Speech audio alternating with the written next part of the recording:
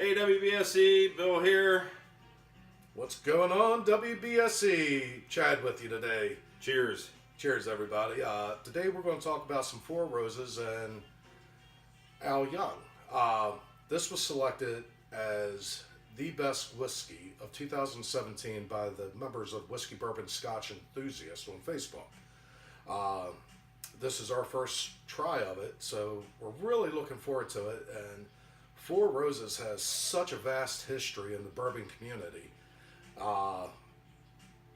So we were sent a sample from Laura Badish. A little shout out to Laura Badish from Four Roses that sent us this sample so we could do this review. Neither Chad nor I had an opportunity to grab a bottle of it, so we wanted to get a taste of it so we could do this review. So thanks, Laura, and we appreciate everything you're doing for us. All right, so Four Roses, like I said, has a long history, and Al Young, who the limited edition release of last year is named after, has a steep history over the last 5 decades with Four Roses, and who was owned at Seagram's at one point. So Al Young started back in 1967 working on the Four Roses distillery, which was at the time owned by Seagram's company. He started as a quality control in the quality control lab. During his time, he worked with the last master distiller for the Stitzel Weller Company, which ended up shutting down in the early part of 1990s. Ed Foote is who he worked with. So Al, he held many jobs with Four Roses, mostly in production, between the production and the quality control lab. And over his last several years, he worked with Jimmy Rutledge, who helped bring back the popularity in the United States of the Four Roses brand. You got different variants of Four Roses, from their small batch to the single barrel to the store picks. They have 10 different mash bills that they use, and all of them are really, really great whiskeys. The private barrel picks are a very fun collection for a lot of people to do. So anyway, back to Al Young. He worked with a lot of master distillers, a lot of great people at Four Roses, and his love for the company really shines through in everything he did. Right before he was set to retire, Al was challenged with writing a history of the Four Roses, the legend, the return of a legend, whiskey legend. It was published in 2010. It's a great read. We will be giving a few of these away in our Facebook group, Whiskey, Bourbon, and Scotch Enthusiast. So after reading through this and knowing a little of the history myself of Four Roses Distillery, it started off as a love story. And Bill, will you tell us a story? I'll tell you a story. You want to hear a story? I want to hear a story. All right. The Four Roses story started long before any of that.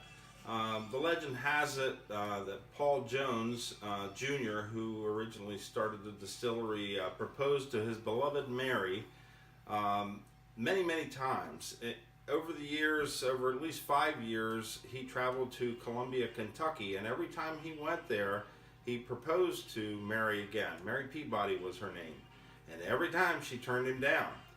So after about 5 years, he was getting a little frustrated, and as a final attempt, there was a dance that he was attending, that Mary was attending as well, and he sent her a dozen roses with a card attached.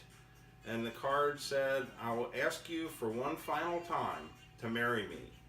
If the answer is yes, please wear a corsage of Four Roses." And she did, and the rest is history. That's what he named the company, Four Roses. So there you have it, the little love story that goes along with how the name was created. And the original Four Roses company was based in Louisville, just as a little side note. So that's the history, and this sample that we're about to try is of 4 different mash bills: OBSF 12 years, OESV 13 years, OBSK 15 years, and OBSV 23 years. And it's 54.49% alcohol by volume. So without further ado, Chad, let's give it a We've had this poured in the glass for roughly 15 minutes. Mm-hmm. And I'd let it really open up. And the smell is fantastic. Very floral, a little spice on the nose. I get a lot of oak on the nose too. You definitely get some oak there.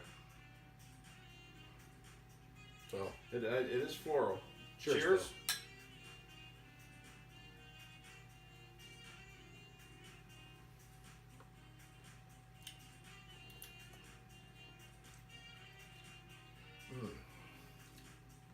A lot of oak in the first flavor profile I get. So, excuse me, oak forward. you definitely get the oak. I get a lot of the floral side.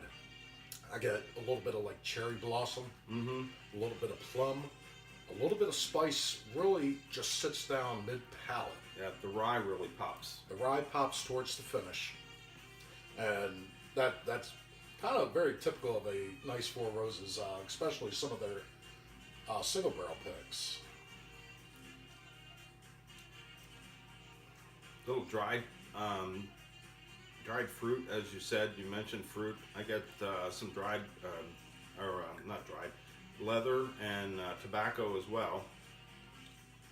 Quite tasty. Now I want to add a drop of water and see what that does to it. Chad, be my guest.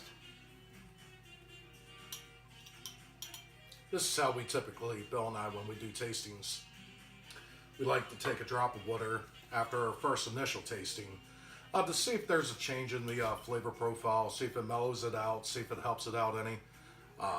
Just something we like to do. When you're doing your own tastings, you can do it however you like. There's no real set rules. This is just what we like to do. The water does soften it down a little bit on the nose. Yeah, absolutely. And I think I don't want to say it helps the nose any. It was pleasant before, and it's slightly more pleasant to me on the nose.